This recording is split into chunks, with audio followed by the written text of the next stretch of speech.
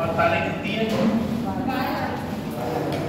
अरे ये कैसे आपके ये लोग खराब लग रहे हैं।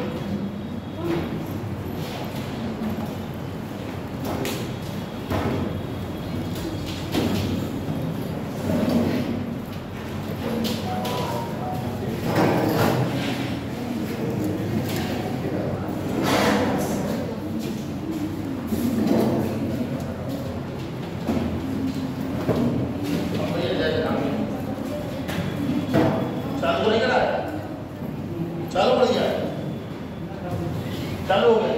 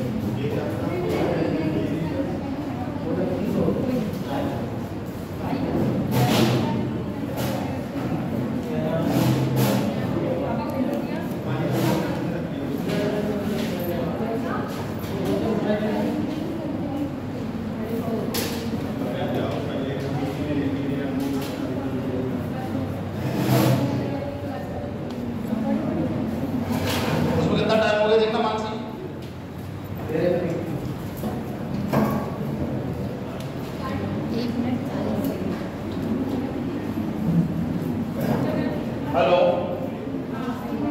देखो आज जो नया टॉपिक है वो है वैदिक संस्कृति। आपके मस्तिष्क में आना चाहिए कि वैदिक संस्कृति ही क्यों है। संस्कृति के आगे वैदिक जुड़ा हुआ है ना, तो जिस कालखंड की सामाजिक, आर्थिक, राजनीतिक, धार्मिक और सांस्कृतिक जानकारी हमें वेदों के आधार से प्राप्त हो, उसको हम लोग वैदिक संस्कृति कहते हैं। संस्कृति को तत्काल में रहन सहन, खान पान, वेशभूषा, कृषि, पशुपालन, व्यापार, वाणिज्य, ठीक है, उस काल की राजनीतिक संस्कृति जो भी हो वो संस्कृति के अंतर्गत आती है। तो तुम कहते हो हिंदू संस्कृति, कभी तुमने देखा कि हिंदू धर्म में ईद मनाते हो किसी लोग, या मुस्लिम धर्म में खुद दीपावली मनाते हो देखा किसी को? क्योंकि वो उनकी संस्कृति है, समझ रहे हो? तो संस्कृति क्या होता है? वो किसी मनुष्य के जीवन की पद्धति होती है। जब तक कोई धर्म है, धर्म चल रहा है, उसको मानने वाले लोग हैं, उनकी एक जीवन पद्धति होती है, ठीक है। चलो खड़े हो जाओ। कल मैंने क्या पढ़ाया था बताओ? कल मैंने क्या पढ़ाया था?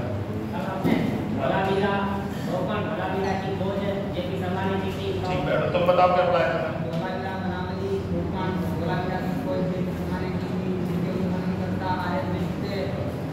तुम बताओ हमसा देवी क्या पढ़ाया था मैंने कल? चलो बैठ जाओ, तुम्हें बैठ पसीना आ गया बताओ आए? तो कल परसों तो आई होगी, क्या पढ़ा था परसों बताओ? आए? क्या हड़प्पा? पढ़ाई वढ़ाई नहीं कर रही, खाली बस टाइम पास कर रही हो। तुम बताओ क्या पढ़ाया था? तुम बताओ। बात ठीक है, हो गया तुम्हारा, बताओ तुम। बैठ जाओ, तुम बताओ क्या पढ़ाया था? तुम बताओ। हाँ, तुम बताओ क्या पढ़ाया था मैंने कल? तुम बताओ रंजन बेटा, तुम बताओ क्या पढ़ाया था? तुम बताओ मैंने क्या पढ़ाया था? तुम बताओ मैंने क्या पढ़ाया था? तुम बताओ मैंने क्या पढ़ाया था? तुम्हारे क्या कल? तुम बताओ प्रियांश क्या पढ़ाया था मैंने कल? ठीक है बैठ जाओ, तुम बताओ। ठीक ठीक, तुम बताओ बेटा मैंने क्या पढ़ाया? ठीक है बेटा, तुम बताओ बेटा मैंने क्या पढ़ाया? ठीक है, तुम बताओ मुस्कान। ठीक है बेटा, तुम बताओ मैंने क्या पढ़ाया था बेटा? दौलत के बारे में मैंने क्या बताया था? बैठ जाओ, तुम आए थे कल? तुम बताओ कामती का धौलावी के बारे में क्या बताया था?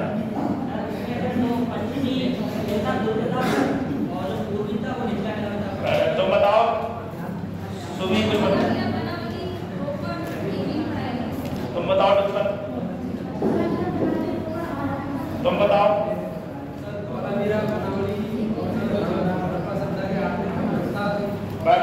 तुम बताओ हरनाम भाई, तुम मत बताओ, तुम बैठ जाओ पहली बार। हड़प्पा शब्द तुम्हारा कंप्लीट हो गया, ठीक है, उसको बैठ के पढ़ो, उसको पुराने क्वेश्चन करो। जब आप वैदिक संस्कृति पढ़ोगे तो इनके मूल निवास स्थान कहाँ था, ठीक है, वेदों के उपवेद पढ़ोगे, ब्राह्मण आरण्यक उपनिषद पढ़ोगे, उसके बाद आएगा उत्तर वैदिक काल। उत्तर वैदिक काल से किस प्रकार भिन्न था, सामाजिक परिप्रेक्ष्य में, राजनीतिक परिप्रेक्ष्य में, धार्मिक परिप्रेक्ष्य में, राजनीतिक परिप्रेक्ष्य में, ठीक है, ये सारी जानकारी आपको वैदिक संस्कृति के अंतर्गत। सरनाम भाई बात नहीं करनी है, नहीं दोनों को बाहर कर दूंगा, तुमको इधर करूंगा, उसको उधर कर दूंगा, ठीक। सुबह टिप्पण में से बात की तो एक आगे बैठेगा, एक पीछे बैठेगा, ठीक है। तो वैदिक संस्कृति वेदों के आधार पर जिस संस्कृति, रहन सहन, खान पान, वेशभूषा, लोगों के रहने का तरीका, उनके कपड़े पहनने के तरीके, ठीक है, उनका सामाजिक जीवन कैसा था, किस प्रकार की कृषि थी, पशुपालन का, व्यापार था, वाणिज्य था। तो वैदिक या वेदों के आधार पर किसी कालखंड की सामाजिक, आर्थिक, राजनीतिक, धार्मिक, सांस्कृतिक की जो जानकारी होती है वो वैदिक संस्कृति कहलाती है, ठीक है। इसमें सारा चीज आपको वेदों के आधार पर मिलेगा। उसके बाद कुछ इतिहासकार आए, उनने अपनी जो खोजें की, रिसर्च की, उनके आधार पर बताया कि जो वैदिक संस्कृति थी वो ऐसी थी, वैदिक संस्कृति का उदय इस तरीके के थे, वैदिक संस्कृति का उदय इस तरीके से हुआ, ठीक है। लिखो बेटा,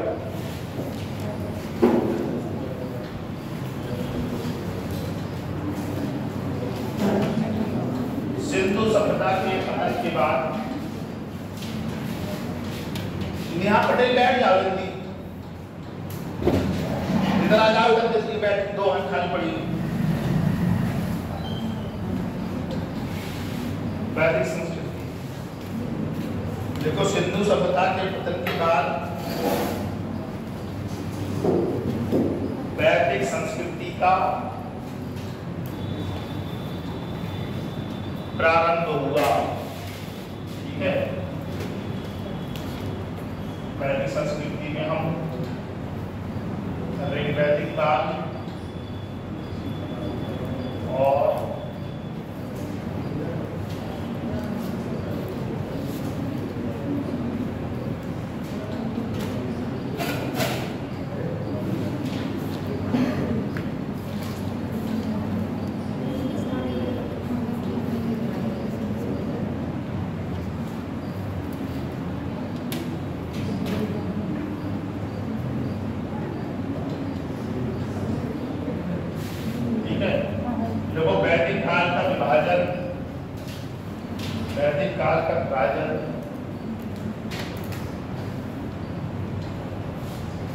दो भागों में किया जाता है।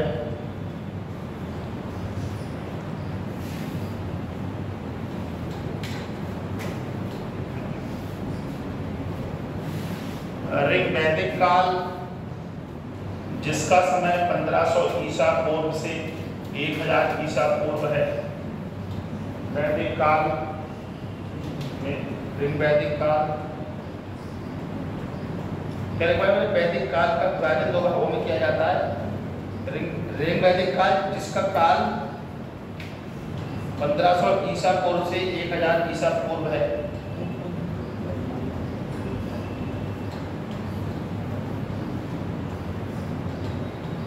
उसके पश्चात उत्तर वैदिक काल, जिसका काल 1000 ईसा पूर्व से 600 ईसा पूर्व है।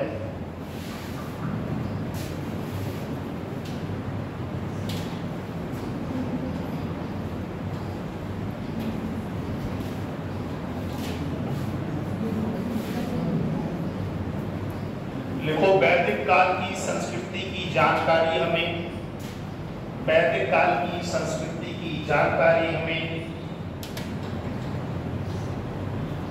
वेदों से प्राप्त होती है, वेदों से प्राप्त होती है।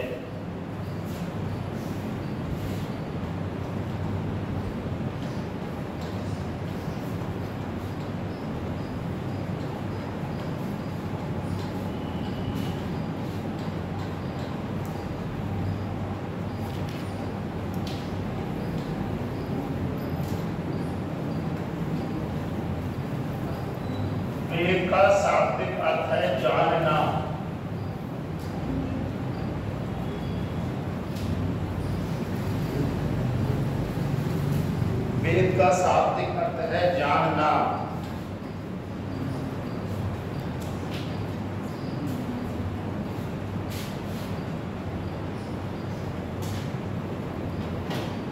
वैदिक संस्कृति के संस्थापक आर्य थे।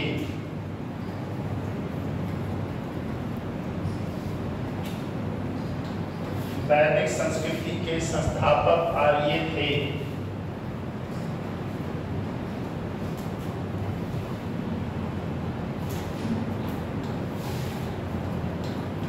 और जो आर्य शब्द है वो संस्कृत भाषा से लिया गया है। आर्य शब्द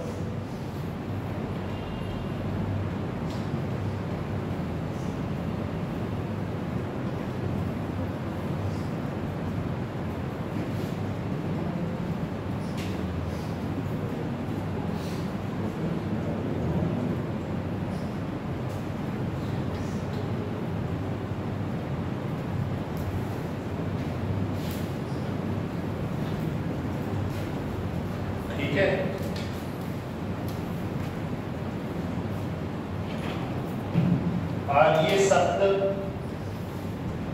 भाषाई समूह के साथ साथ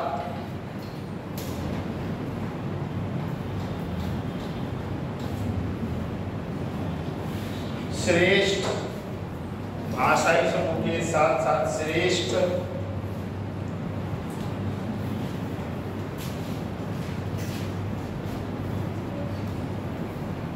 अभिजात एवं स्वतंत्र स्थिति को दर्शाता है।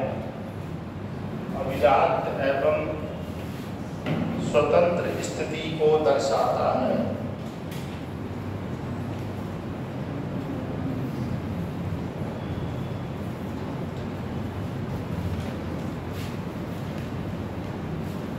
वैदिक संस्कृति ग्रामीण संस्कृति थी। वैदिक संस्कृति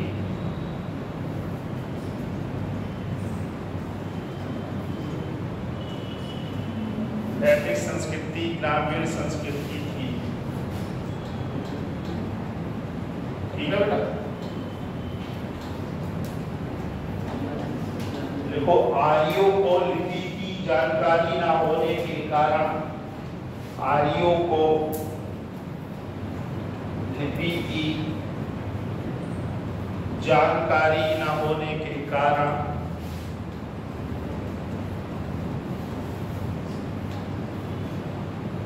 वेद श्रवण परंपरा के माध्यम से वेद एवं श्रवण परंपरा के माध्यम से श्रवण परंपरा सुन पर वेद श्रवण परंपरा के माध्यम से श्रवण हाँ देख नहीं रहा तो आके देख लो यहाँ पर श्रवण नहीं लिख पा रही हो। हाँ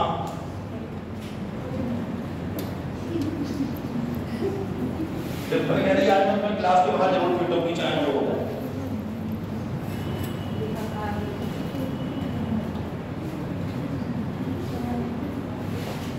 वेद श्रवण परंपरा क्या बोला? श्रवण परंपरा के माध्यम से पीढ़ी दर पीढ़ी पहुंच जाते थे। पीढ़ी दर पीढ़ी पहुंच जाते थे। अरे ऐसे बना लो भैया, वो हमने तत्सम में लिख दिया है। हमने तत्सम में लिख दिया तो तद्भव में लिख लो।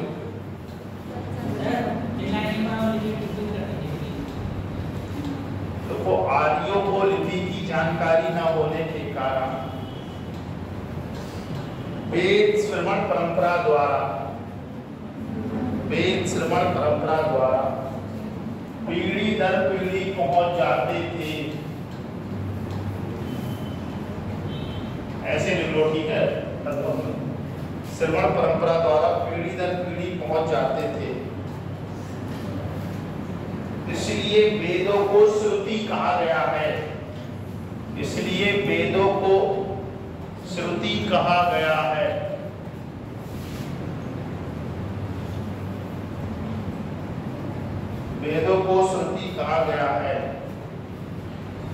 क्वेश्चन आपसे पूछेगा प्राचीन भारतीय इतिहास में किस साहित्य को श्रुति कहा गया है, तो आप कहेंगे वैदिक साहित्य को, वेदों को श्रुति कहा गया है। ठीक है, अब आप देखो जो आर्य थे ना संस्थापक, इसके निवास को लेके विद्वानों मत रहा है। तो इधर आप विद्वान लिख लेना और इधर इनका मूल निवास लिख लेना।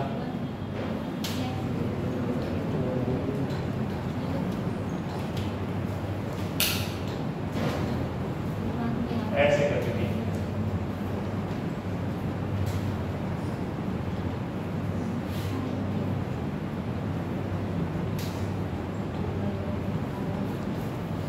डालो आर्यों के मूल निवास के संदर्भ में, आर्यों के मूल निवास के संदर्भ में विद्वानों के विचार,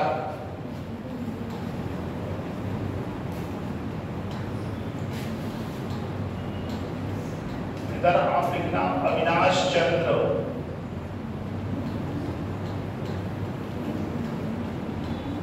इधर वो आप अविनाश चंद्र,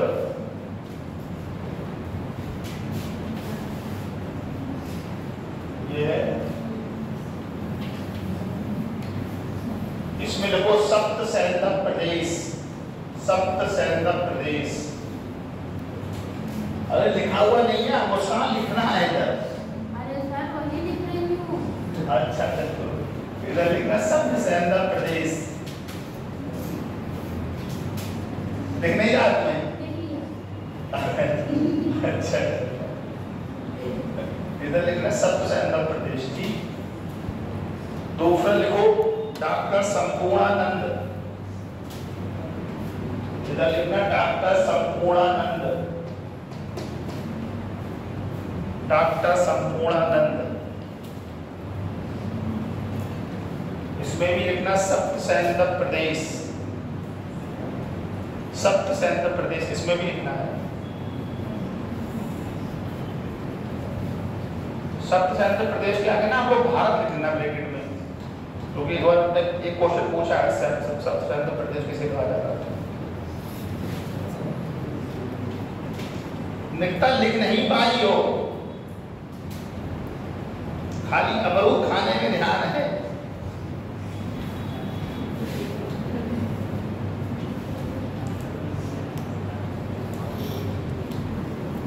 तीसरा देखो एल डी कल्ल, एल डी कल्ल, ऐसे एल डी कल्ल, ठीक है।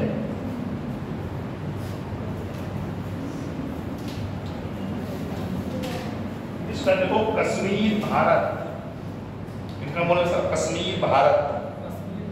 हाँ भाई कश्मीर भारत, कश्मीर भारत के अंतर्गत ही आ रहा है।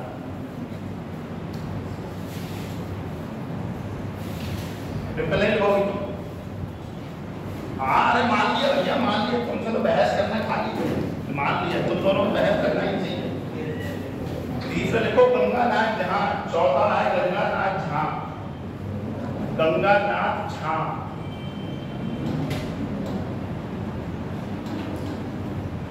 वेदांशी नहीं आई है ना, सानिया आई, मोहम्मद रजा भी नहीं आई। इसमें देखो सरस्वती बा, इसमें देखो सरस्वती बा, द्वैस्वती नदी,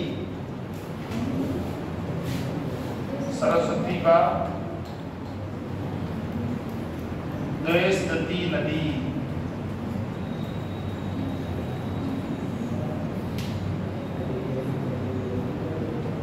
सरस्वती बा, द्वैस्वती नदी। ब्रैकेट में लिखना भारत।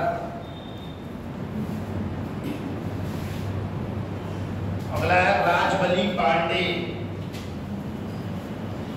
राजबली पांडे।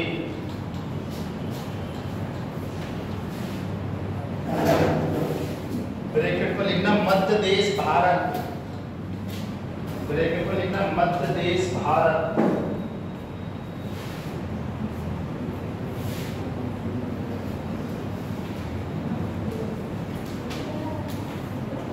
और एकदम पंडित बाल क्या हुआ, तो उससे क्या बात कर रही हूँ?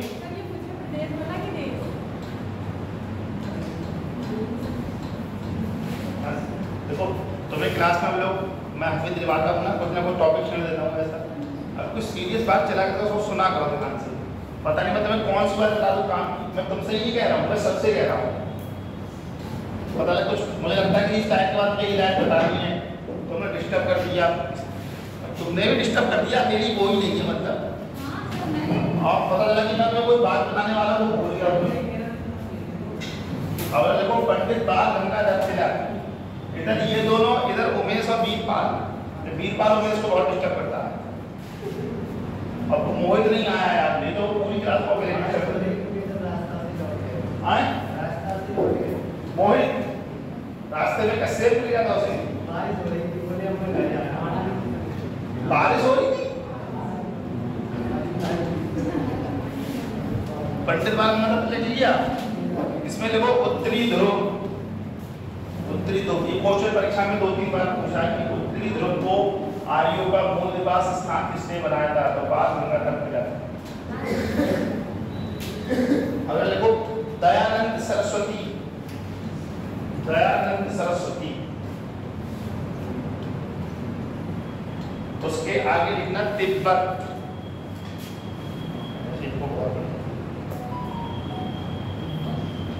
हाँ तिब्बत, आधा बा बनाओ, आधा बा, हाँ आधा बा, फिर पूरा बा, फिर ता। इन दोनों को इंपोर्टेंट लगा दो क्योंकि ये दोनों परीक्षाओं तिलक और दयानंद सरस्वती इंपोर्टेंट लगा दो, दोनों परीक्षाओं में पूछेंगे, ठीक है। और देखो प्रोफेसर पेन का, पेन का, प्रोफेसर पेन का,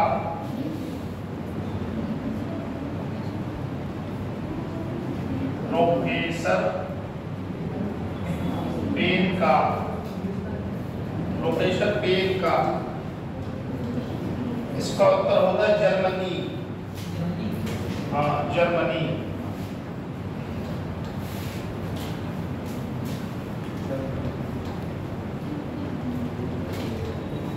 अगला है गाइल्स, गा पे आधा डंडा, ई आधा ला सा, गाइल्स।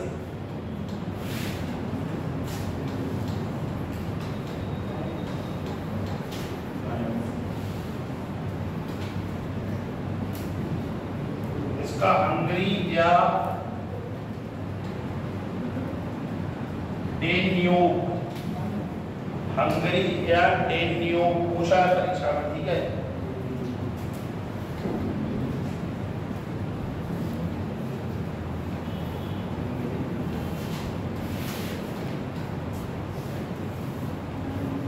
देखो नेहरिंग बा गार्डन चाइल्ड, नेहरिंग ना पे की मात्रा हा, रिंग, नेहरिंग बा गार्डन चाइल्ड। पर नेहा लिखा जाता है, फिर नेह लिखो, फिर उस पर रिंग जोड़ दो, नेहरिंग बा गार्डन चाइल्ड। लिख लिया तुमने? इसका उत्तर लिखो दक्षिणी रूस।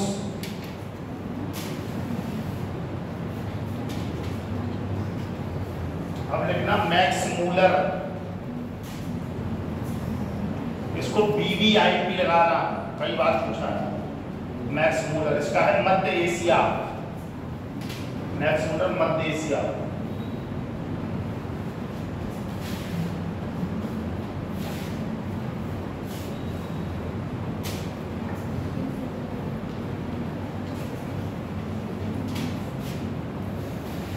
अब देखो संपूर्ण वैदिक साहित्य को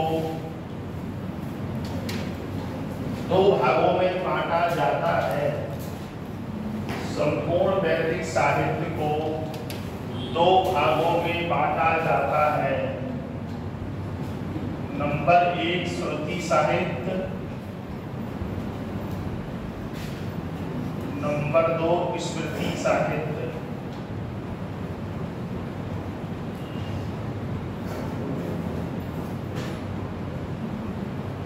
नंबर 1 श्रुति साहित्य, नंबर 2 स्मृति साहित्य।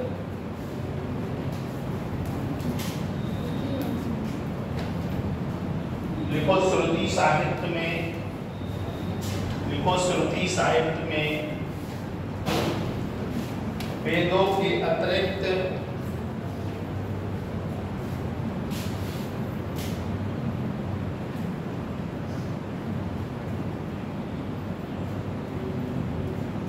ब्राह्मण, अरण्यक,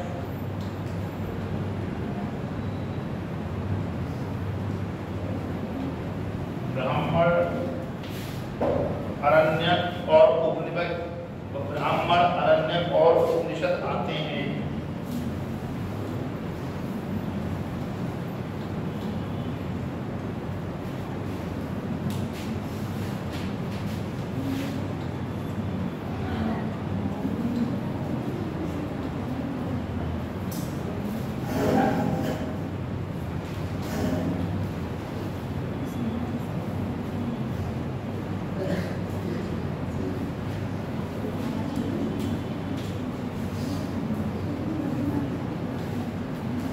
क्रम लगा लिख लो, बहुत पूछता है परीक्षाओं में।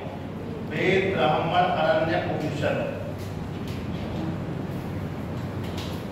वेद, ब्राह्मण, अरण्यक, उपनिषद।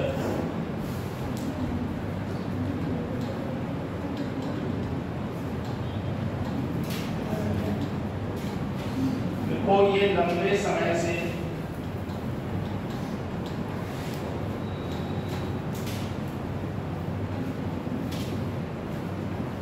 ये लंबे समय से श्रवण परंपरा के माध्यम से चलते रहे। तो ये लंबे समय तक श्रवण परंपरा के माध्यम से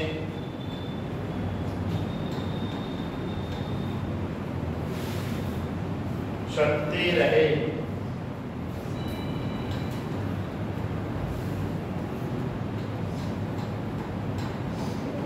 तथा बाद में इनका संकलन किया गया, तथा बाद में इनका संकलन किया गया।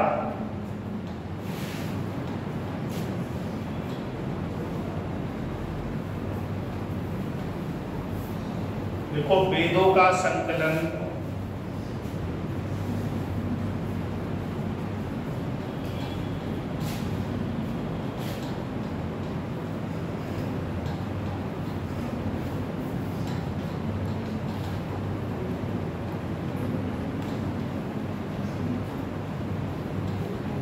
कृष्ण द्वैपायन वेद व्यास ने किया। कृष्ण द्वैपायन वेद व्यास ने किया।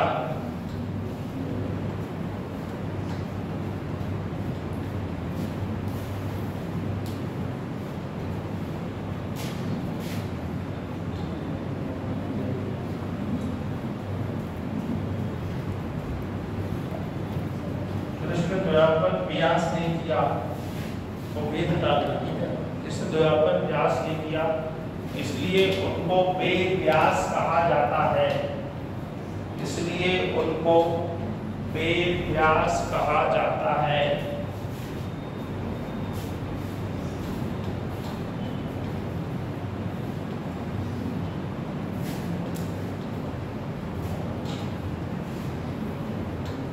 अब हेडिंग है स्मृति साहित्य।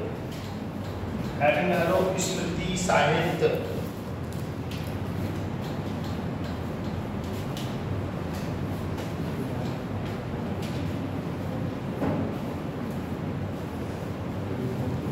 देखो ये मनुष्यों द्वारा रचित हैं।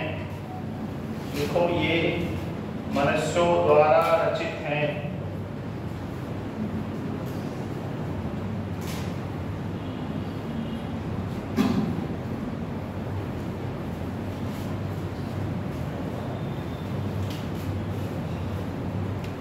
इसके अंदर वेदांग और सूत्र सम्मिलित हैं।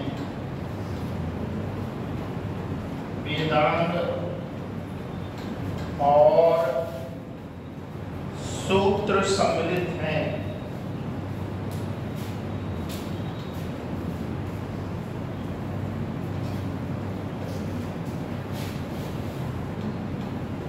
हेडिंग डालो वेद।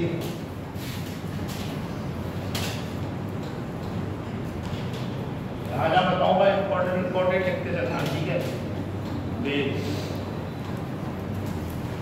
देखो वेदों की भाषा संस्कृत, वेदों की भाषा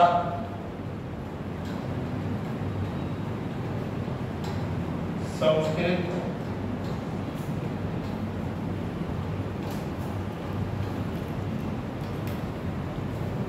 और लिपि ब्राह्मी है।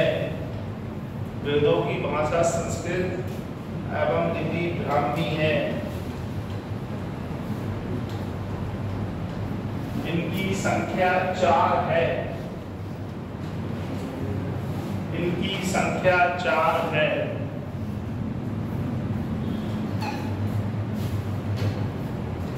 नंबर 1 ऋग्वेद,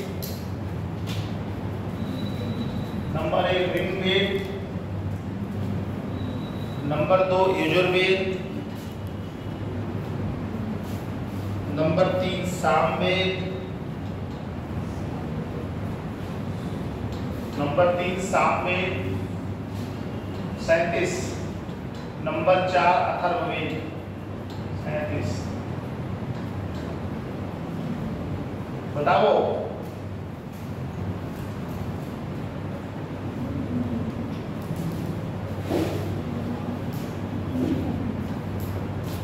लिखिए चारों। अरे डालो ऋग्वेद, सबसे ज्यादा क्वेश्चन इसी से आते हैं। देखो ऋग्वेद,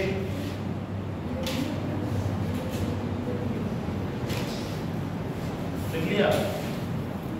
देखो ऋग्वेद की रचना, ऋग्वेद की रचना सप्तसैंतक प्रदेश में, ऋग्वेद की रचना सप्तसैंतक प्रदेश में सरस्वती नदी के तट पर हुई थी। सरस्वती नदी के तट पर हुई थी।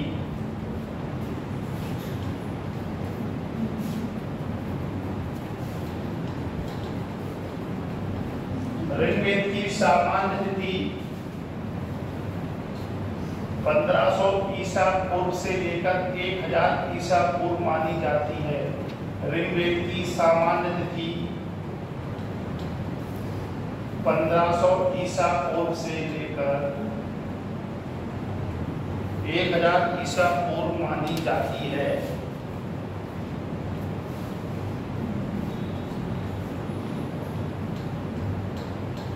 देखो ऋग्वेद का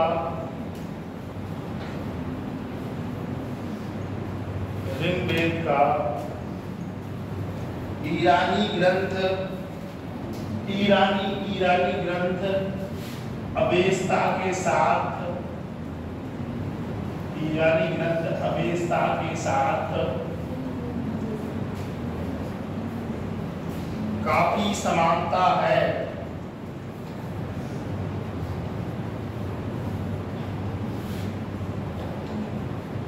काफी समानता है।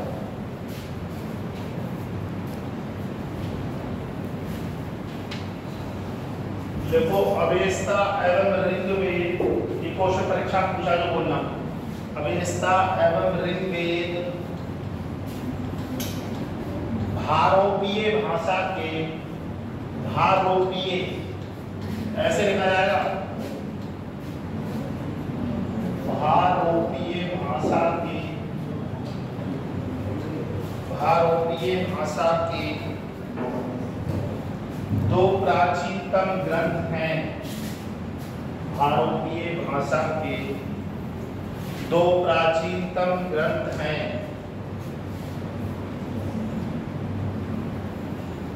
लेकिन पूरे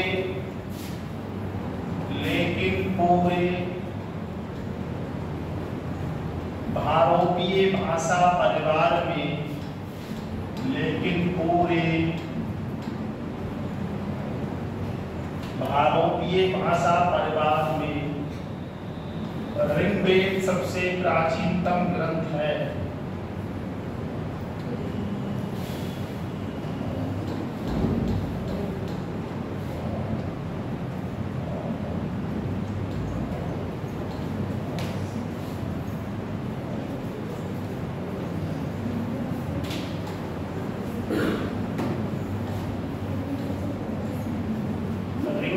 सबसे प्राचीनतम ग्रंथ है। देखो ऋग्वेद में कुल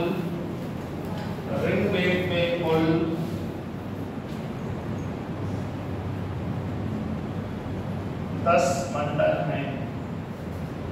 ऋग्वेद में कुल 10 मंडल हैं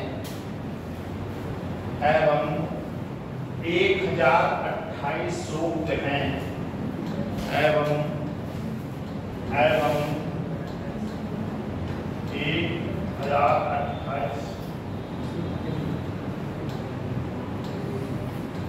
1028 सूक्त हैं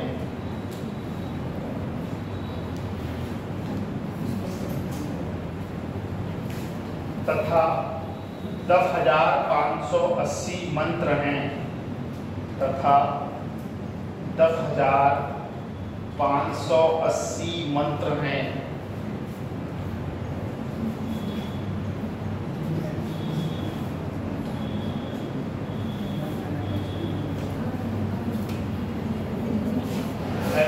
ऋग्वेद के मंडल जो परीक्षाओं पूछे हैं सब में, ऋग्वेद के मंडल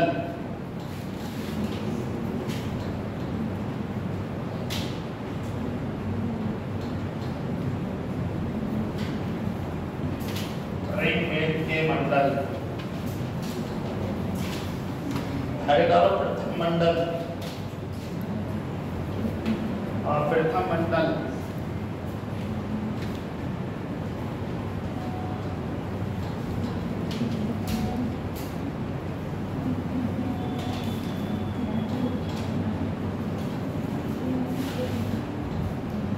भैया आसो ही नाम देते हैं और इसको तो हैरान करने नहीं हो इसको गेट के बाहर टंकी लगी होगी ठंडे पानी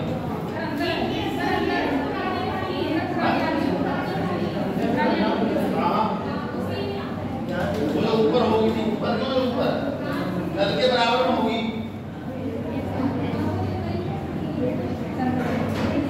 नल के बराबर में ऊपर होगी टंकी भैया। अरे मैं तो बाहर से ही किया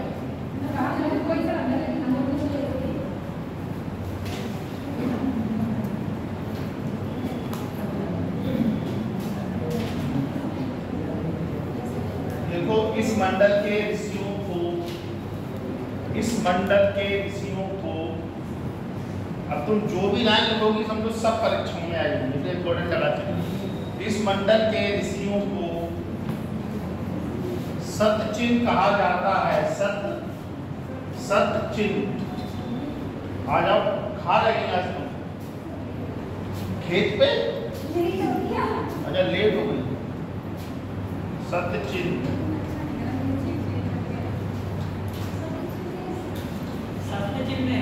सतचिन्ह सत तो वहां बैठ जाओ। जो बहुत समस्या है लड़कियों के साथ अगर तुम टेम्पल से कहते हो कि सूजी के साथ नहीं बैठना है तो आना ही बंद कर देंगे। सतचिन्ह चलो कोई बात नहीं बेटा तुम्हारी सीनियर है ठीक वहीं बैठ। इसमें 20 राजाओं के युद्ध का उल्लेख है। इसमें 20 राजाओं के युद्ध का उल्लेख है। मुस्कान तुम्हारा युद्ध किसी के साथ कभी हुआ कि नहीं? आप तो गली की लड़की को पीटती हो पकड़ के जब कोई लड़का को बोल दिया हो तुमसे तो दौड़ाती उसको पकड़ती। अगला है कि वंश मंडल देखा तुम किसको पीटियों की कमी नहीं।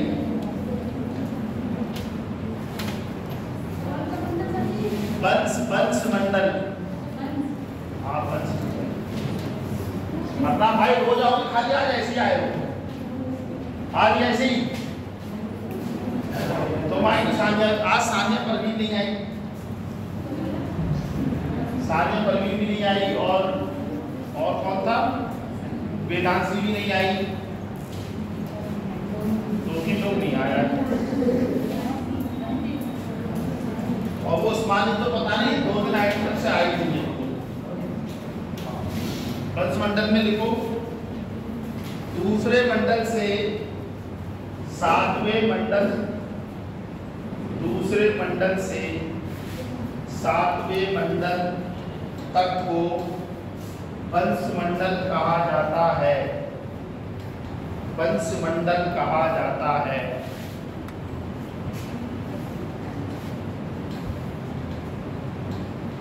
अगले देखो इंद्र ऋषियों के समूह को वंशमंडल कहा जाता है।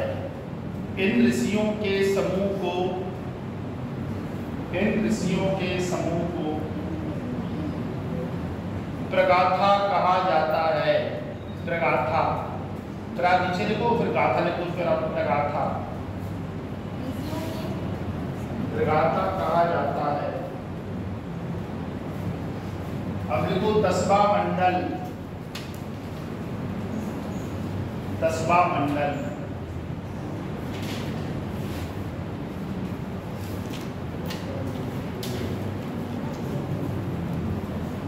देखो इस मंडल के ऋषियों को, इस मंडल के ऋषियों को सम्मिलित रूप से,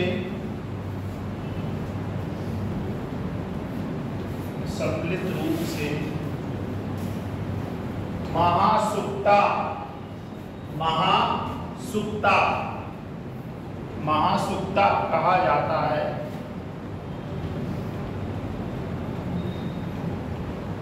महासुक्ता,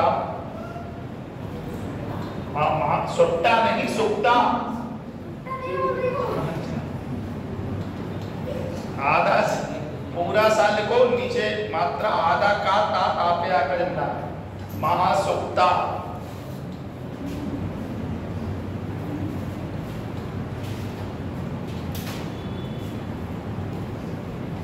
देखो सूर्य सूक्त, सूर्य सूक्त, पुरुष सूक्त, सूर्य सूक्त, पुरुष सूक्त, नासदीय सूक्त,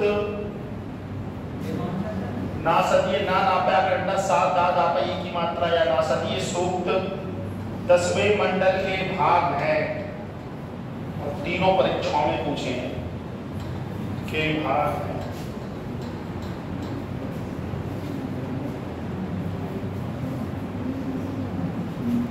कुछ है क्या बताओ, क्या बोलो? हाँ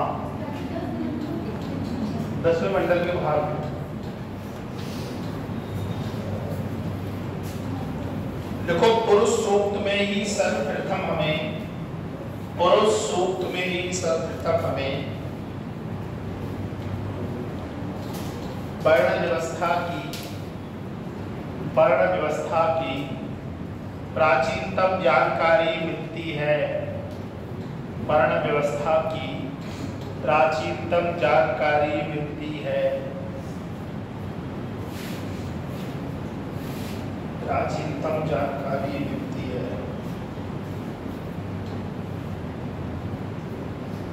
अब देखो नासदीय सूक्त में, नासदीय सूक्त में सबसे प्रथम बार, नासदीय सूक्त में सबसे प्रथम बार निर्गुण ब्रह्मा का उल्लेख आया है, निर्गुण ब्रह्मा का उल्लेख आया है।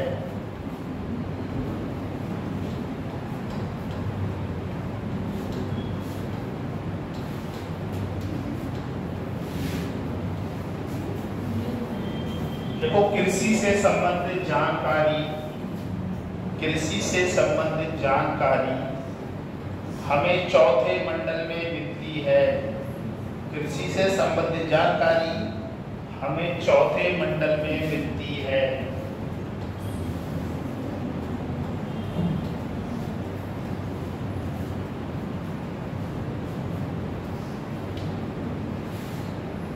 अगर देखो गायत्री मंत्र, गायत्री मंत्र जिसकी रचना विश्वामित्र ने की थी, गायत्री मंत्र जिसकी रचना विश्वामित्र ने की थी।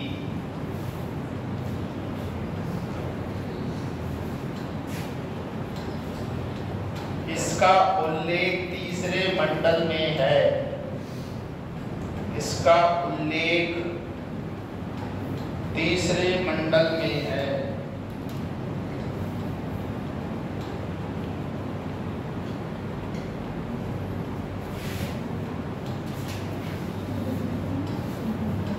गायत्री मंत्र किसी को याद है? किसी याद है गायत्री मंत्र? तुम्हें याद है? सुनाना जरा। पहली रात तो बहुत बढ़िया दिन खुश करने वाला है। तुम्हें याद है गायत्री मंत्र? हाँ, तुम्हें याद है? याद है तुम्हें हंसा देवी? तुम याद करके क्या करोगे ना? इतना बिजी व्यस्त आदमी कहाँ तक याद करोगे इतनी चीजें? तुमने कभी पढ़ा बेटा? सुना भी नहीं कभी तुमने? अच्छा सुना मन से? तुमने गायत्री मंत्र सुना कभी? हाँ सही कोई बात। हाँ जी, हनुमान चालीसा सुनिए। हनुमान चालीसा है भी रास्ते में बस मंदिर पड़ जाता है तो बजने लगती है। हनुमान चालीसा सुनी कभी नहीं? तुमने सुनी है? बस तुमने सुनी बेटा कभी? तुमने सुनी है?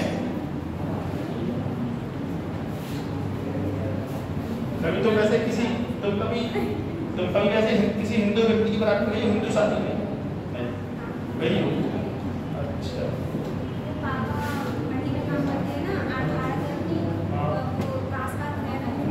हाँ, तुम लोगों की शादी रात में नहीं होती है ना? रात में होती है? मुझे पता कि दिन में ही होती है शादी।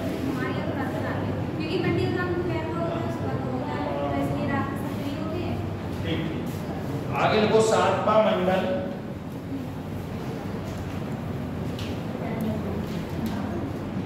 सभी तुम्हें गायत्री मंत्र याद है कि नहीं? हमें याद है। मैं लेकिन सुनूंगा नहीं, पूछ रहा हूँ।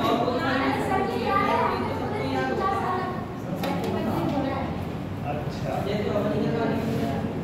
हवन कर लेती है? हवन कर लेती है?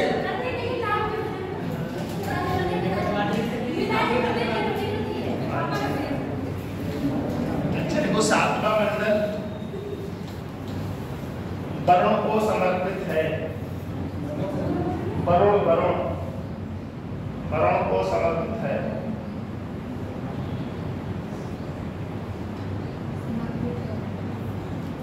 वेदपाल तो अपनी साथी में सूर्य के पापा हो, डिम्पल के पापा को ले जाओगे तो पंडित को नहीं करवाओगे। जो पैसा कमाओगे वो उसके पापा को क्या लिखते हैं? डिम्पल पापा।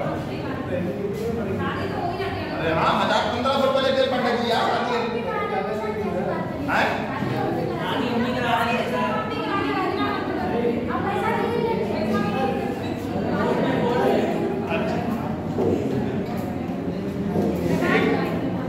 एक लोग बोला था, एक ही लोग बोला, मतलब 2-3 पता उधर भी बोल रहा है, इधर बोल रहा, समझ नहीं आता है। देखो नौवां मंडल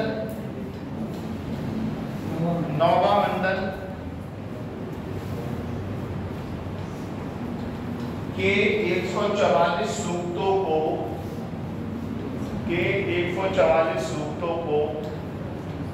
सोम को समर्पित है। सोम 144 सूक्तों को सोम को समर्पित है।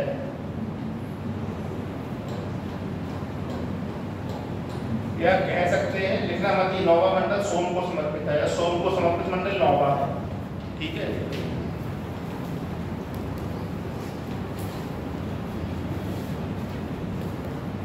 देखो ऋग्वेद में यमुना का उल्लेख 3 बार और गंगा का उल्लेख 1 बार हुआ है।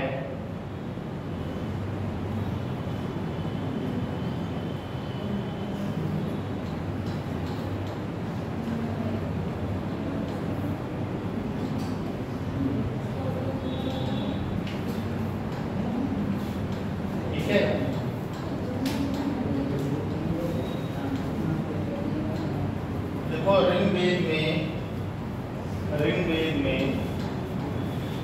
सोमरस का वर्णन, सोमरस का वर्णन, पेट बात बहुत खुश हो रहे सर, आपने हमारे मन की बात। सोमरस क्या हुआ? अरे हंस क्यों रहे? देखो ऋग्वेद में सोमरस का वर्णन सर्वाधिक बार हुआ है।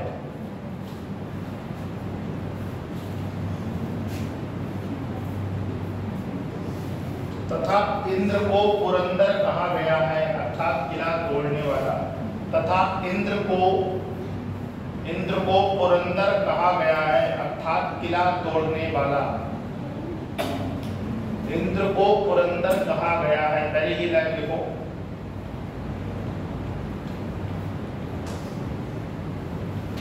अर्थात किला तोड़ने वाला।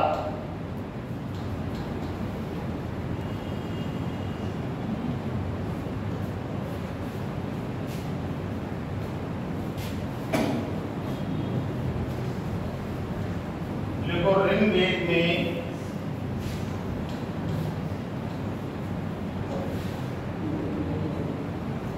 पुरुष देवताओं की प्रधानता है।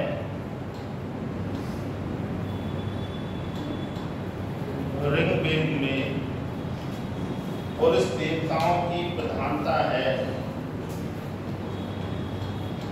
इसमें इंद्र का उल्लेख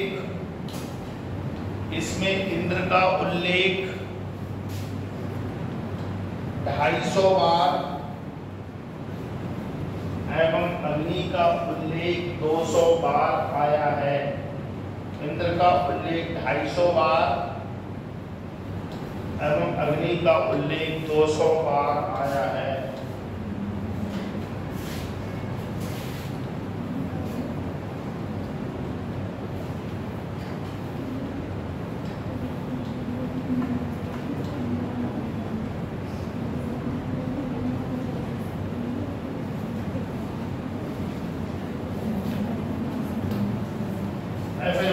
मंडल यहाँ देखो संबंधित ऋषि, इधर देखो मंडल, इधर देखो संबंधित ऋषि।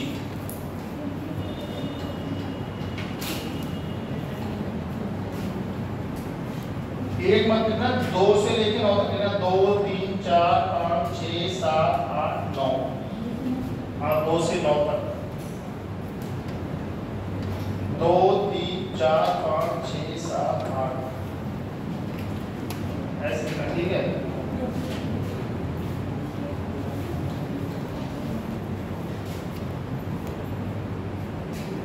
लिखिए दूसरे में देखो गृहस्थ समर्थ, गृहस्थ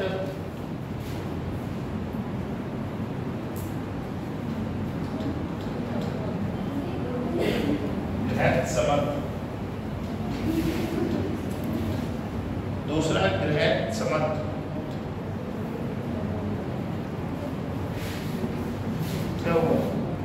अरे इधर मंडल लिखना, दूसरा इधर ऋषियों का नाम हो गृहस्थ समर्थ। मंडल, हाँ मंडल तुम लिख लिए, मंडल लिखिए एक तरफ। अब इधर लिख, तुम्हें जो लिखना है इधर लिखना है, ठीक है। तीसरे में लिखो विश्वामित्र। चौथे में लिखो वामदेव। चौथे में लिखो वामदेव। 5वें में लिखो अत्रि। चौथे का वामदेव, 5वें का अत्रि। अत्रि। छठा लिखो भारद्वाज। भारद्वाज। छठे का लिखो भारद्वाज। 7वें का लिखो वशिष्ठ।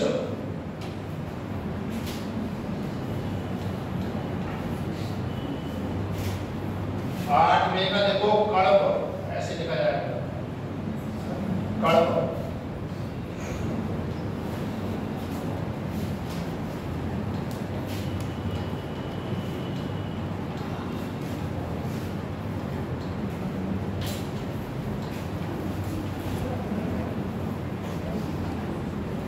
9वें का देखो अंगिरा।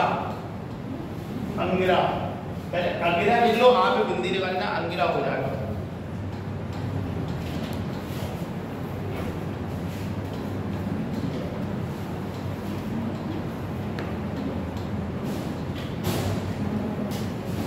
हेडिंग डालो ऋग्वेद के ब्राह्मण ग्रंथ हैं। अरे हो तो गया ना माँ, अगिरा पहला तुम डाला है, देखो फिर चेक करो। पहला मैंने बोला धृतसमर, दूसरा विश्वामित्र, तीसरा वामदेव, चौथा अत्रि, पांचवा भारद्वाज, पांचवा का मतलब छठा, ऐसे करके लिखना है। पहला लिखना लग बोल रहा हूँ मैं दूसरे से, आगे समझ में अब सही है। दूसरा पहले लिखवाया, दूसरा है बोला मैंने पहले करके, मुस्कान तुम्हारी समझ में आ गई बेटा, पक्की बात है। देखो ऋग्वेद के ब्राह्मण ग्रंथ,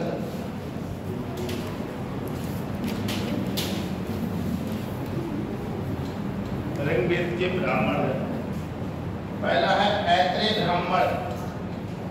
एक की मात्रा का रा पे एक की मात्रा या ऐत्रेय ब्राह्मण, ऐत्रेय ब्राह्मण। ए लिखो फिर ए पे एक की मात्रा लगा दो, एत।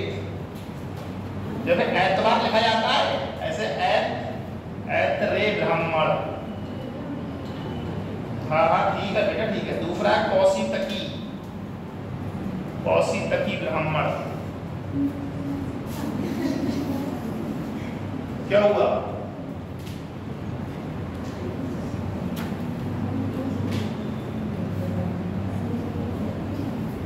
लिखो ऐत्रेय ब्राह्मण में ही, लिखो ऐत्रेय ब्राह्मण में ही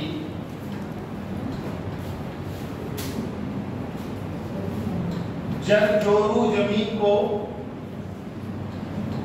हरना भाई बहुत पसंद है, बोले जरजोरू जमीन को, जरजोरू जमीन को संघर्ष का मूल कारण माना है। जरजोरू जमीन को ही संघर्ष का मूल कारण माना है। तो अखबार में देख सकते हो, या तो जमीन के पीछे लड़ाई हो रही है, महिला के पीछे लड़ाई चल रही है। कोई ड्रम में मिल रहा, कोई कहीं मिल गया। हाँ क्या करें बेटा? मूल कारण, जितने घरों में लड़ाइयाँ हैं वो महिलाओं में आपस में है। परिवार को लेके, घर को लेके, इसको जमीन ज्यादा मिल गई, इसको जमीन कम मिल गई। समझी दिखता? तुम तो लड़ाई करना मत, कभी शिकायत नहीं मिलनी चाहिए मुझे, कोचिंग के बाद जो भी शिकायत नहीं मिलनी चाहिए, समझ लेना।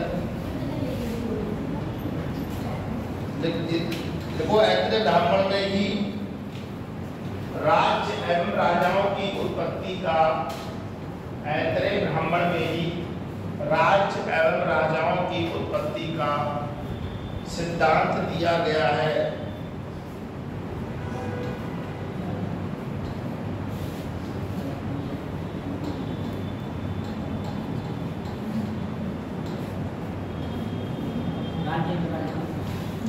राज्य एवं राजाओं की उत्पत्ति का सिद्धांत दिया गया है। अगर देखो कौशितकी ब्राह्मण को, कौशितकी ब्राह्मण को संख्यायान ब्राह्मण भी कहते हैं। कौशितकी ब्राह्मण को संख्यायान ब्राह्मण भी कहते हैं। संख्या, संख्या लिखा जाता है, ऐसी संख्या लिखो, संख्यायान ब्राह्मण कहा जाता है।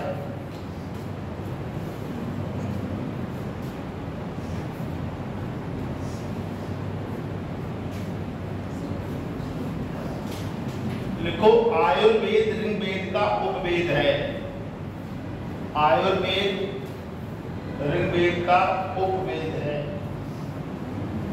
परीक्षा में पूछा गया कई बार कि आयुर्वेद किस वेद को, अब ऋग्वेद के उपनिषद, ऋग्वेद के उपनिषद।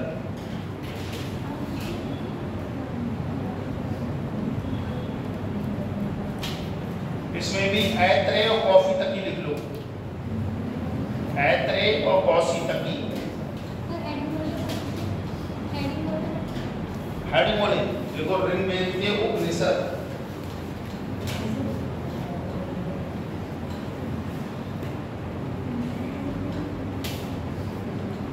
ऐत्रेय कौशितकी लिख लिया। लिख लिया मानसी। अब है ऋग्वेद के अरण्यक, ऋग्वेद के अरण्यक देखो, ऋग्वेद के अरण्यक,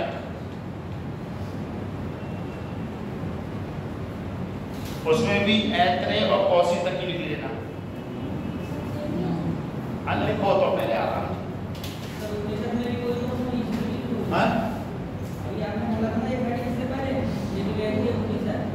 सब सेम है इसके, उपनिषद अरण्यक सब सेम है इसके।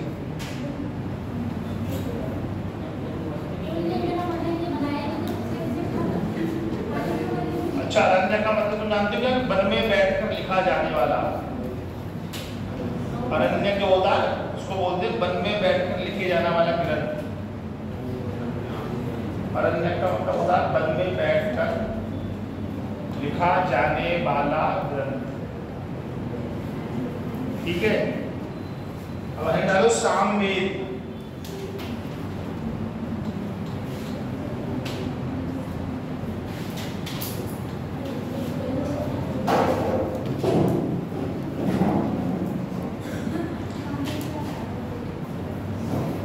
देखो सामवेद, सामवेद गाई जाने वाली रचनाओं का संकलन है। सामवेद गाई जाने वाली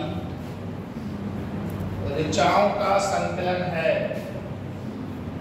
ऋचाओं का संकलन है।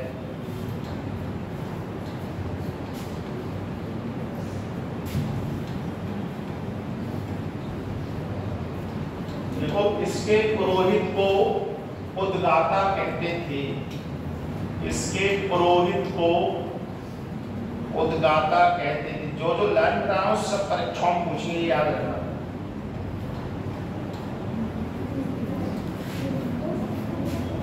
इसके पुरोहित को उद्गाता कहते थे, लिख लिया?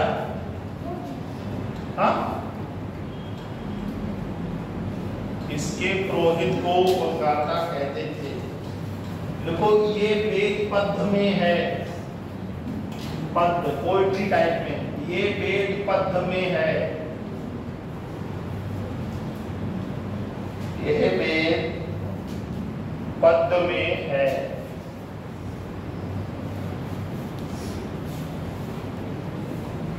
देखो, सामवेद के प्रथम रचनाकार, सामवेद के प्रथम रचनाकार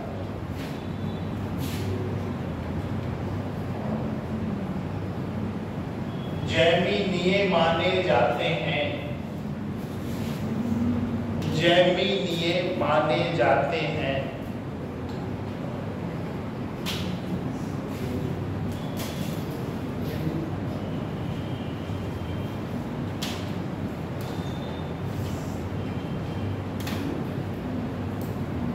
बाद में सुकर्मा ऋषि ने इसका विस्तार किया, बाद में सुकर्मा ऋषि ने इसका विस्तार किया।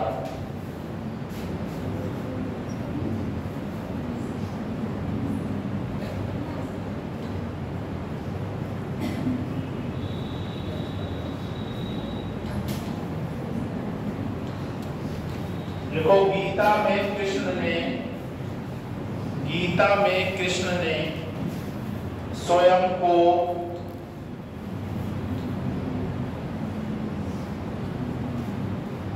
वेदों में सामवेद कहा है, वेदों में सामवेद कहा है, वेदों में सामवेद कहा है।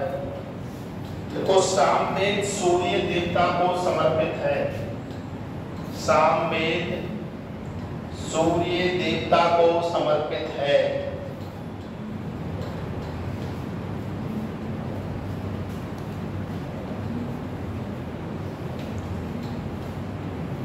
देखो, सामवेद से ही 7 स्वरों की उत्पत्ति मानी जाती है। सामवेद से ही, कल्लो बात तो लिख देते, सामवेद से ही 7 स्वरों की उत्पत्ति मानी जाती है।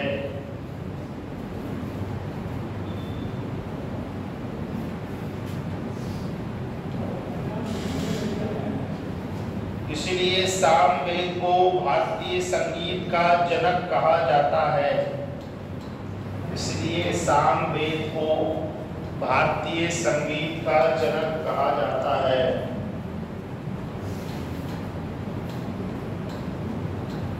देखो, गंधर्व वेद सामवेद का उपवेद है। गंधर्व वेद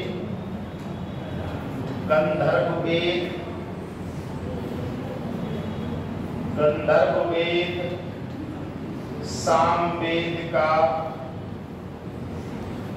उपवेद है।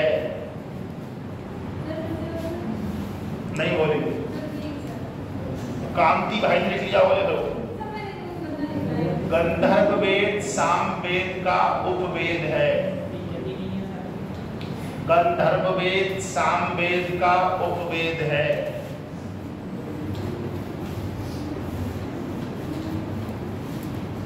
देखो, सामवेद के ब्राह्मण ग्रंथ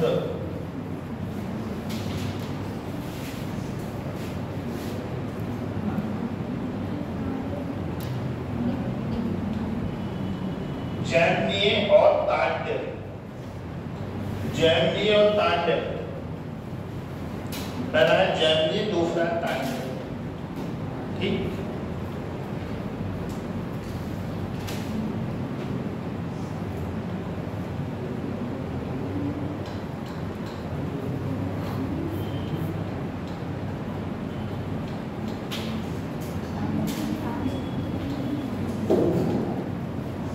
तांड्य आकार में बहुत छोटा है। देखो, तांड्य आकार में बहुत छोटा है, इसलिए इसे महाब्राह्मण भी कहते हैं। इसलिए इसे महाब्राह्मण भी कहते हैं।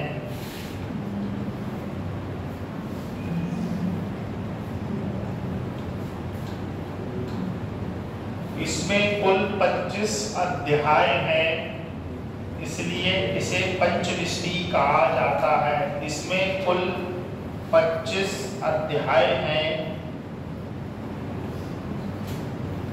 इसमें कुल 25 अध्याय हैं, इसलिए इसे पंचविंश ब्राह्मण भी कहा जाता है।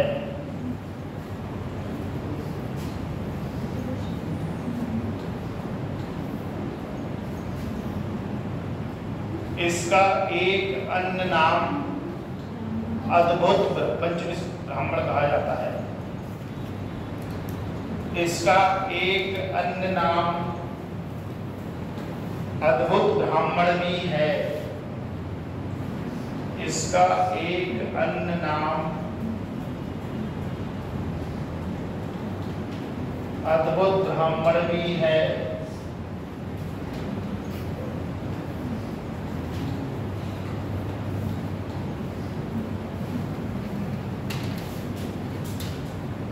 समझ में आ रहा है? रिमझिम,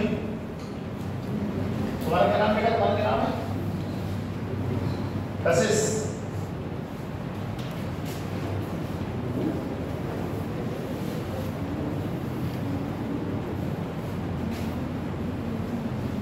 हाथ थक जाता होगा इधर भी देना।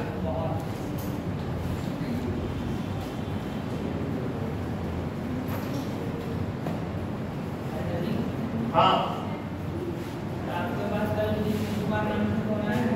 क्या नाम से किसी ने फोन करा था आपके पास? नहीं तो आए तो सर बात लेना, मेरे मामा फोन कर। अच्छा, तो उसने देख लिया था। हां, बैठ में ना। हां, फोन लगा के देख लिया तो आपने किया था। हां हां, उन्होंने कोचिंग का मुझे किया था। तुमने कहा नहीं कि सर के पैर पे छोड़ दो? मैंने बोला, लेकिन मैंने तब तो उन्होंने का नंबर दे दिया। अब बात। हां ठीक है, उसने फोन किया। मुझे कहा उनके से मुझसे कहीं सिलेंडर आ रहे हैं, मैंने वो कोचिंग जाना लेट हो जाएगा। वो कह रहा कोचिंग गया तो उधर फोन में मम्मी से कहा, मम्मी कह रही इधर उधर जा रहा है, फोन नहीं करते तो यार बताओ, आई तो लेकिन वो कौन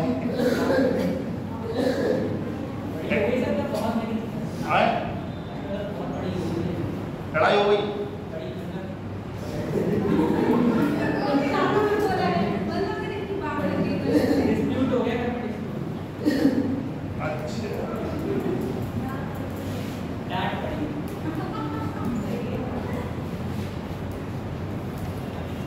आगे लिखो सामवेद के उपनिषद। सामवेद के उपनिषद पहला है छांदोग्य उपनिषद। पहला है छांदोग्य उपनिषद। छांदोग्य छांदोग्य उपनिषद का नाम नहीं सुना तुमने?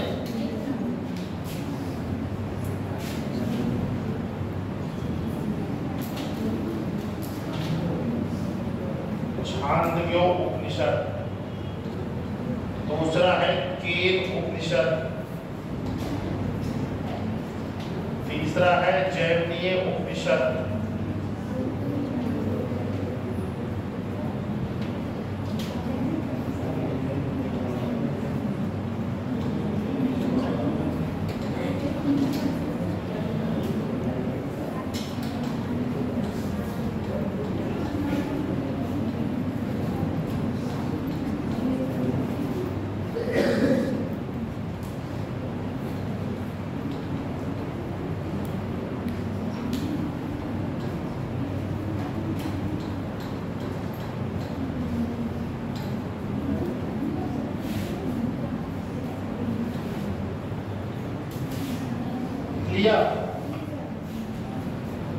देखो छांदोग्य उपनिषद सबसे प्राचीन उपनिषद है। छांदोग्य उपनिषद ही सबसे प्राचीन उपनिषद है। एक एक लाइन बोल हमारा जो परीक्षा में आ चुकी है और जिसके आने की कैसे संभावना है। छांदोग्य उपनिषद ही सबसे प्राचीन उपनिषद है।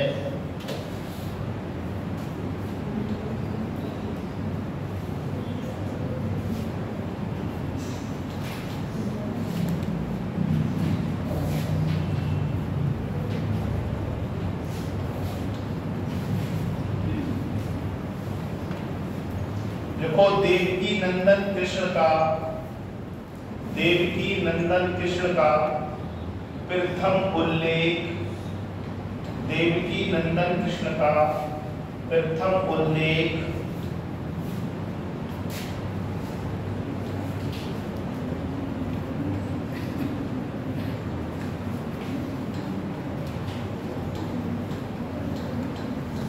इसी उपनिषद में सर्वप्रथम मिलता है। इसी उपनिषद में सर्वप्रथम मिलता है।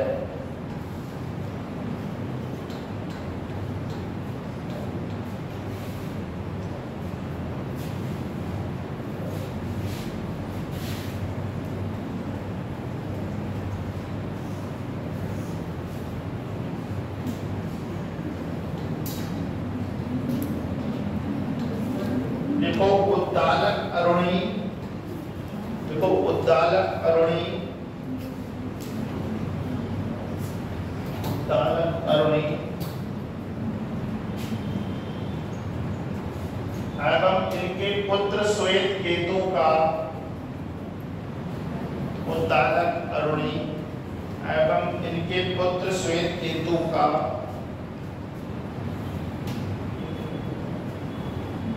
संवाद का उल्लेख इसी में मिलता है। संवाद का उल्लेख उद्दालक अरुणी एवं इनके पुत्र श्वेत केतु के संवाद का उल्लेख इसी उपनिषद में सर्वप्रथम मिलता है।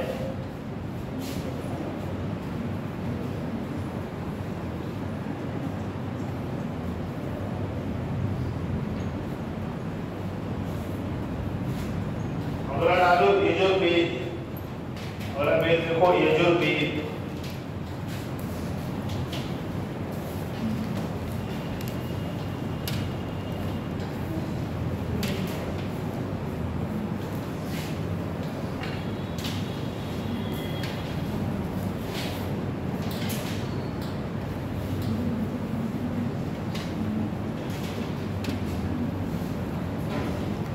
देखो इस वेद में अनुष्ठानों, इस वेद में अनुष्ठानों, कर्म कांडों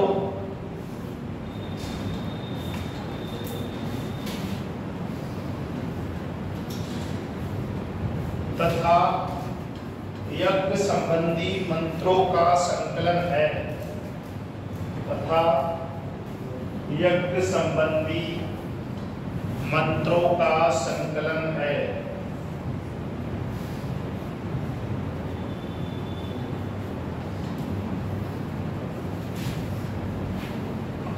इसके संकलनकर्ता को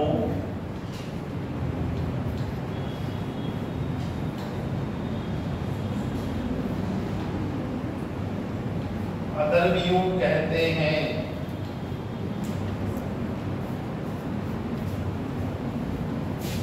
मैंने मिटा दिया वो सब, छोटा छोटा समझ में नहीं आया।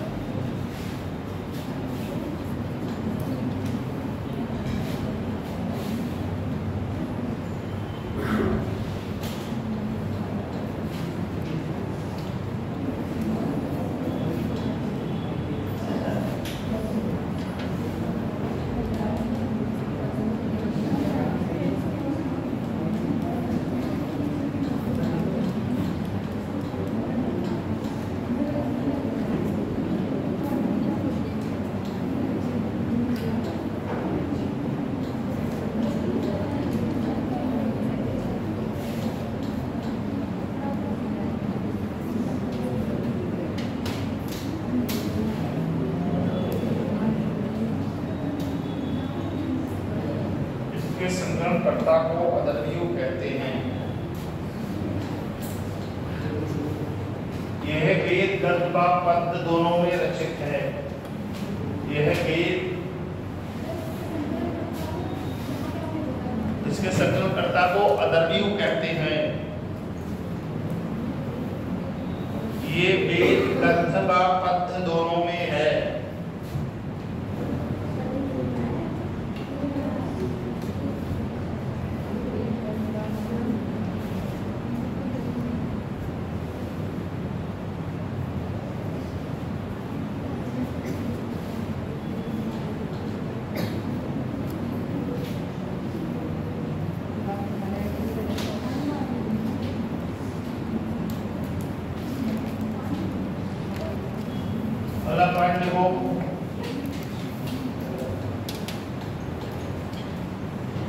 इसके दो भाग हैं, कृष्ण यजुर्वेद एवं शुक्ल यजुर्वेद। इसके दो भाग हैं, कृष्ण यजुर्वेद और शुक्ल यजुर्वेद। कृष्ण यजुर्वेद गद्य में है तथा शुक्ल यजुर्वेद पद्य में है। इसके दो भाग हैं, कृष्ण यजुर्वेद और शुक्ल यजुर्वेद। कृष्ण यजुर्वेद गद्य में है तथा शुक्ल यजुर्वेद पद्य में है।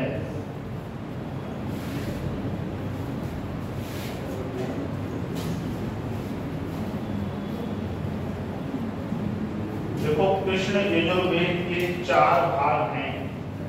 कृष्ण यजुर्वेद के 4 भाग हैं।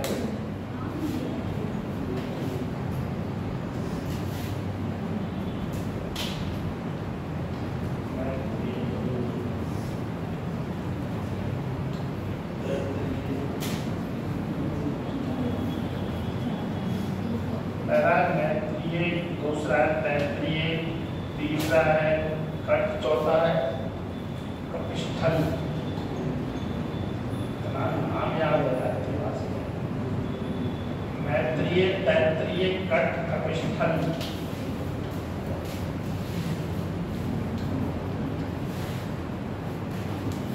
मैत्रेय, तैत्तिरीय, कठ, कपिस्थल ये कृष्ण यजुर्वेद के भाग हैं, ठीक। और शुक्ल यजुर्वेद के भाग में ये कर्म और मध्यांजलि।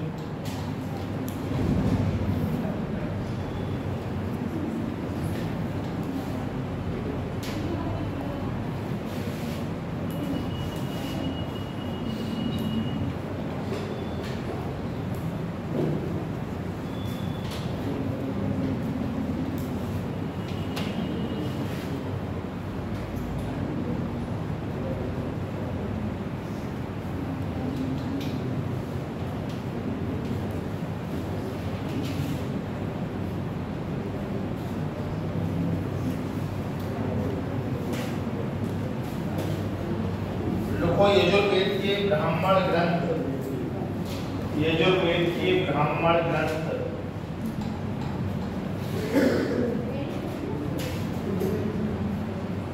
देखो शतपथ ब्राह्मण,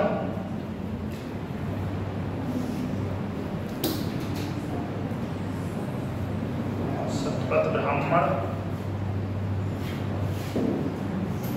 नंबर 2 तैत्तिरीय ब्राह्मण, तैत्तिरीय ब्राह्मण।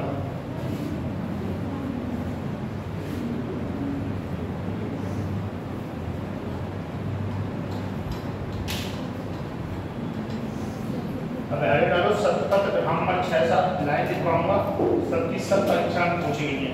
आगे डालो शतपथ ब्राह्मण।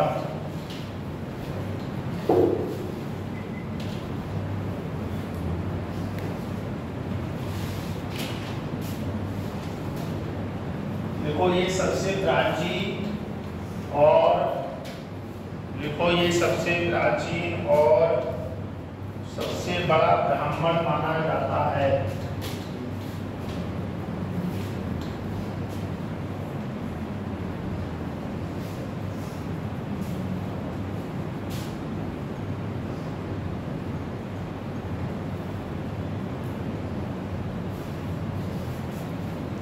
देखो इसके लेखक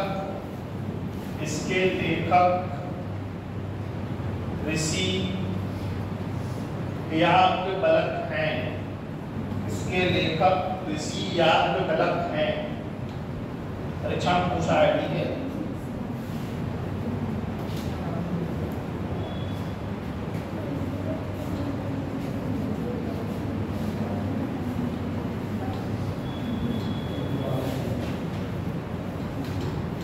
देखो शतपथ ब्राह्मण में राम कथा,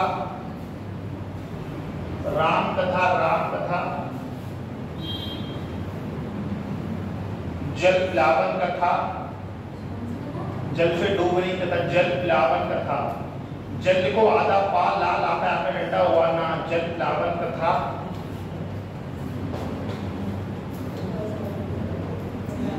पुरुष मेघ का वर्णन, पुरुष मेघ का वर्णन,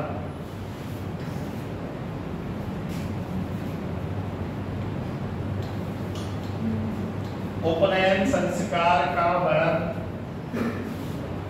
उपनयन संस्कार का वर्णन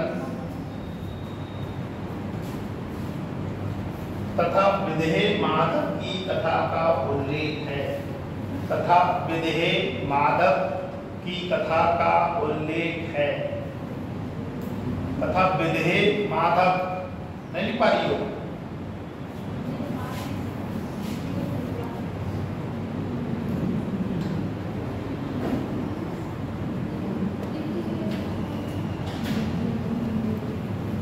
विदेह माधव की कथा का उल्लेख है।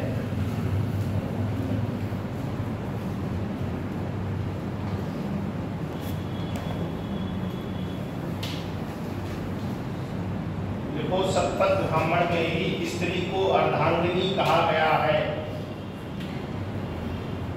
हरनाम को बहुत हंसी आ जाती है। हाँ, हरनाम की शादी हो गई कहाँ से? वो लड़की देखी कहाँ पर गई? चलो यार, करेगा शादी, शादी को नहीं करेगा, हम भी यार इस बात। शतपथ ब्राह्मण में स्त्री को अर्धांगिनी कहा गया है। मैंने एक नाटक आता था, लोग छोड़ दे, मेहर नाम का नाटक आता था। हाँ, मेहर सत्संग है, सुना है? तुम लोगों ने नहीं सुना, हम लोग 6-7 में पढ़ते थे।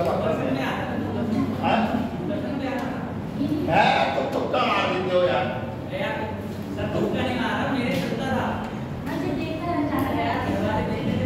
वो दिन 2 ही दिन आता था केवल, शनिवार और संडे को। पहले जब शक्तिमान होता, शक्तिमान संडे वाले दिन आता था। 12:30 बैटरी चार्ज कर देते बिल्कुल। तुम लोग तो आप बहुत सही जमाने में हो। पहले एक आदमी डिस्क लेके, डिस्क पे हाथ आ रहा है, चित्र आ रहा है, फिर बोले एक आदमी ऊपर ही खड़ा रहता था। वो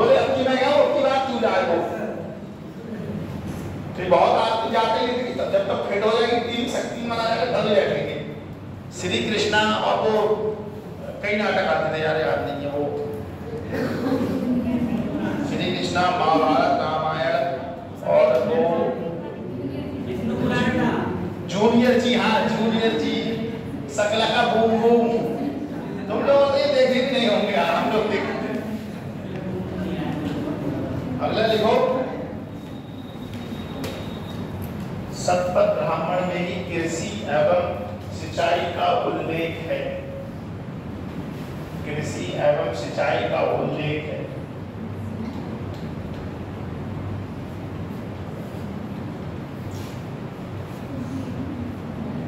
उल्लेख है।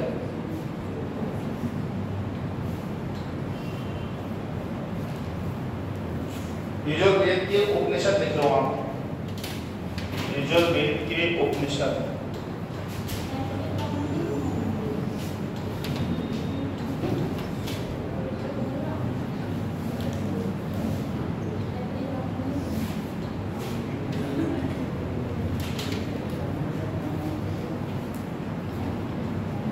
Number 1 Brihadaranyaka, number 2 Kathopanishad. कठोपनिषद, बृहदारण्यक। मुझसे क्या तुम्हारा नाम किसी ने सुभी रख दिया तो कोई कितना बढ़िया है सर, 2-4 शब्दों का नाम है, इतने आराम से लेने में। नंबर 3 ईशोपनिषद।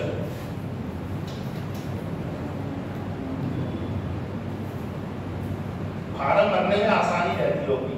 और क्या सुनना नहीं पड़ता। ये बात आप लगातार उसका नाम था अखंड प्रताप सिंह सोलंकी। अरे अखंड प्रताप सिंह सोलंकी। और एक लड़का था उसका नाम था भानु प्रताप सिंह सेंगर।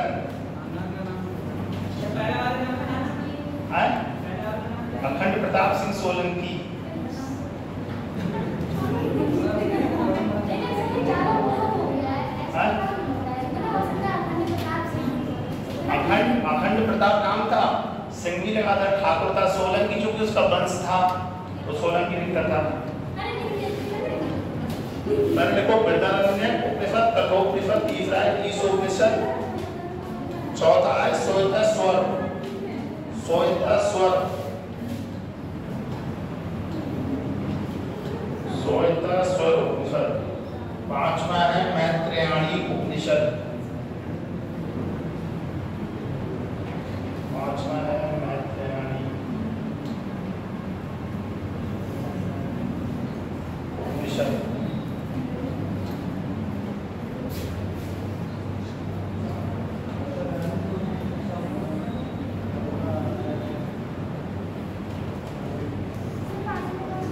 पांचवा बेटा मैत्रेयणी उपनिषद।